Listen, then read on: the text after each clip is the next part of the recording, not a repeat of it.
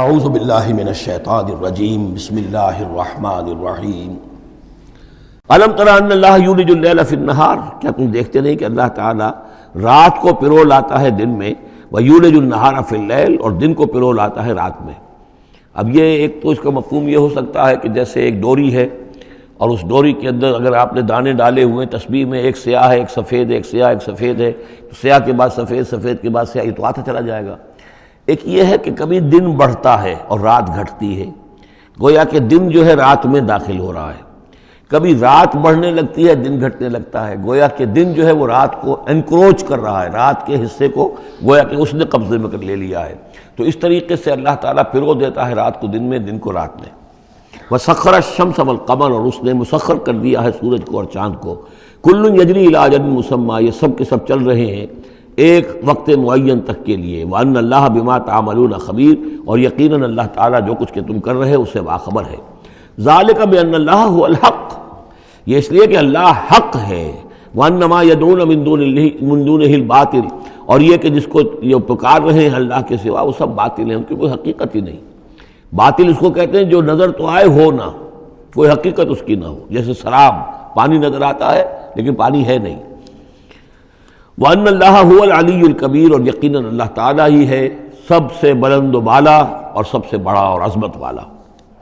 أَلَمْ تَرَ أَنَّ الْفُلْكَ تَجْرِي فِي الْبَحْرِ بِنِعْمَتِ اللَّهِ لِيُرِيَكُم مِّنْ آيَاتِهِ، کیا تم دیکھتے نہیں کہ کشتیاں چلتی ہیں سمندر میں یا دریا میں اللہ کی نعمتوں کو لے کر؟ ظاہر بات ہے ٹرانسپورٹ جو ہوتی تھی پہلے بہت بڑی، وہ سمندروں میں کشتیوں سے، دریاؤں میں بھی۔ لِيُرِيَكُم مِّنْ آيَاتِهِ، تاکہ وہ تمہیں دکھائے اپنی آیات میں سے۔ ان فی ذلک لآیات لکل صبار شکور، یقیناً اس میں آیات ہیں، لیکن کس کے لیے؟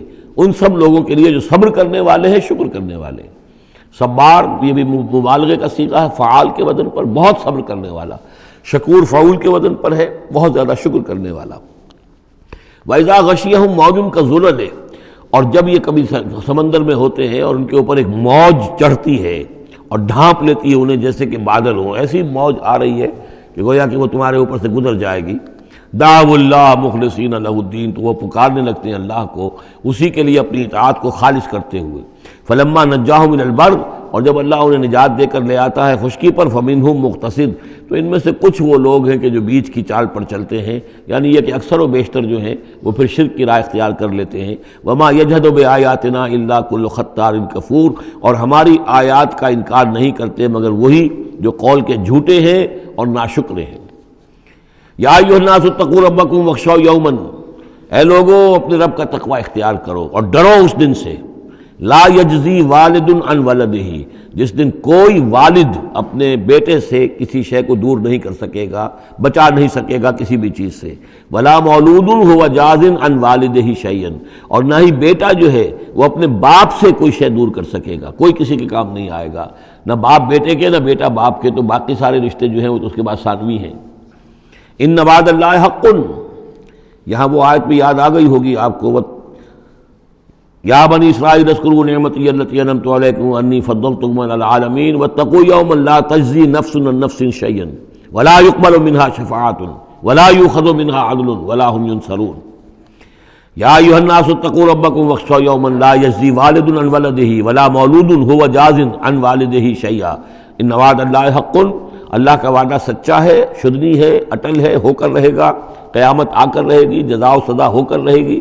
فلا تغرنکم الحیات الدنیا، تو دیکھو تمہیں نہ دھوکے میں ڈال دے یہ دنیا کی زندگی، تم اسی کے اوپر ریجھ جاؤ، اسی میں مگن ہو جاؤ، اسی میں گم ہو جاؤ، تو گویا کہ یہ تمہارے لیے پھر دھوکے کی ٹٹی بن گئی کہ اصل زندگی سے تمہیں جو ہے ذہناً جو ہے اس نے غافل کر دیا۔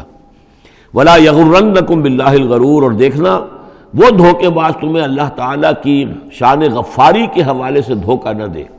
یہ شیطان آ کر یہ بھی کہتا ہے کہ اللہ تو بڑا غفار ہے، تم نے کیا کیا، کچھ چھوٹے سے گناہ تھوڑے سے کیے، اللہ کی مغفرت تو بہت وسیع ہے، خامخواہ کاہے کو گھبراتے ہو، کاہے کو توبہ کرتے ہو۔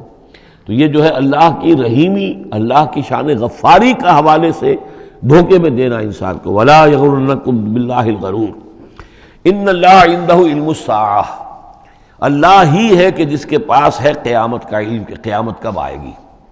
ساعہ اور قیامہ، اس کے فرق کو ذہن میں رکھیے۔ گھڑی وہ معین گھڑی جب کہ زلزلہ ہوگا اور یہ اجرام سماویہ جو ہیں وہ ایک دوسرے سے ٹکرائیں گے، اور پہاڑ جو ہے روئی کے گالوں، یہ ساعہ ہے جس میں کہ ہلاکت ہوگی دنیا کی آخری۔ اور پھر بعد الموت کے بعد جو دن آنا ہے وہ قیامہ ہے۔ قیام کہتے ہیں کھڑے ہونے کو، اس دن کھڑے ہوں گے لوگ اور حاضر ہوں گے اپنے رب کے حضور میں۔ تو عام طور پر ہم قیامت کا لفظ جب بولتے ہیں تو ساعت کی جگہ پر بولتے ہیں۔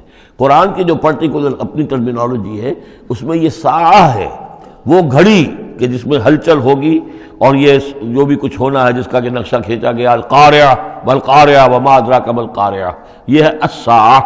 لیکن پھر جب بعد الموت کے بعد جب کھڑے ہونا ہے قبروں سے نکل کر اللہ کے حضور میں، تو یہ ہوگا قیامہ، کھڑے ہونے کا دن۔ ان اللہ عندہ علم الساعہ، وہ ساعت کب آئے گی اس کا علم صرف اللہ کے پاس ہے۔ وَيُنَزِّلُ الْغَيْثَ، وہی بارش برساتا ہے۔ وَيَعْلَمُ مَا فِي الْأَرْحَامِ، وہ جانتا ہے جو کچھ کے رحموں میں ہے، ماں کے پیٹ میں کیا ہے وہ جانتا ہے۔ وَمَا تَدْرِي نَفْسٌ، اور کوئی جان نہیں جانتی ماذا تکسب غدا، کہ کل وہ کیا کمائی کرے گی۔ وَمَا تَدْرِي نَفْسٌ، اور کوئی جان نہیں جانتی بِأَيِّ أَرْضٍ تَمُوتُ، کہ کس زمین میں اس کی موت واقع ہوگی۔ ایک شخص ہے اپنے ملک سے صرف چند دن کے لیے کہیں باہر گیا، وہیں انتقال ہو گیا، اسے کبھی گمان بھی نہیں ہو سکتا تھا۔ سال ہر سال سے کہیں مقیم ہے، وہاں موت نہیں آئی، اور کہیں گیا ہے اور وہاں موت آ گئی۔ تو کوئی نہیں جانتا کس زمین میں اس کی موت واقع ہوگی۔ ان اللہ علیم الخبیر، یقیناً اللہ تعالیٰ علیم اور خبیر ہے۔ یہ جو 5 چیزیں یہاں گنوائی گئی ہیں، اس میں آج کل بڑا اشکال ہے، اور لوگ کہتے ہیں کہ یہ آپ پتہ چل جاتا ہے کہ ماں کے رحم میں جو ہے، ماں کے پیٹ میں بیٹا ہے یا بیٹی ہے۔ اس کے 2 اعتبار سے اس کو سمجھ لیجئے۔ اس آیت میں 5 چیزوں کا ذکر ہے۔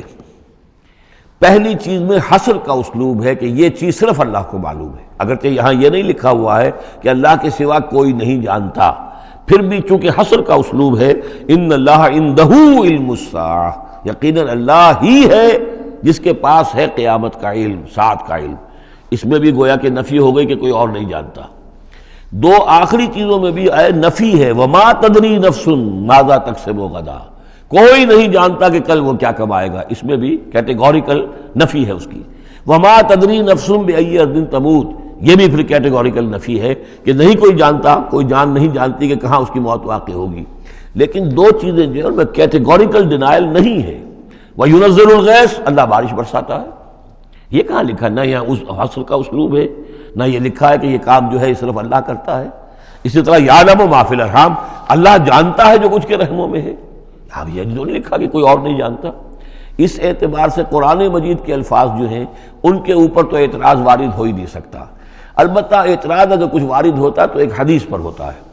حدیث میں یہ آیا ہے کہ حضرت جبرائیل نے جب پوچھا تھا کہ مجھے قیامت کے بارے میں بتائیے، تو اس میں سے ایک روایت میں یہ الفاظ آئے ہیں کہ فی 5 لا یعلمہن الا اللہ، یہ قیامت کا علم جو ہے یہ تو ان 5 چیزوں میں سے ہے جنہیں اللہ کے سوا کوئی نہیں جانتا، اور وہاں حضور نے یہ ساری چیزیں گنوائی ہیں۔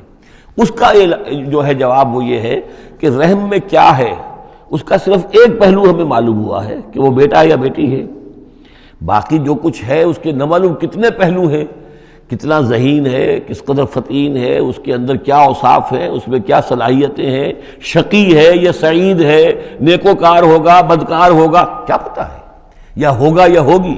تو اس سے یہ کہ اس کی جو حدیث کا بھی معاملہ ہے اس کی بھی جو ہے اس کی توضیح موجود ہے، اس پہ کسی گھبرانے کی ضرورت نہیں ہے۔ ان اللہ علیم الخبیر، یقیناً اللہ تعالی علیم اور خبیر ہے۔ صدق اللہ العظیم۔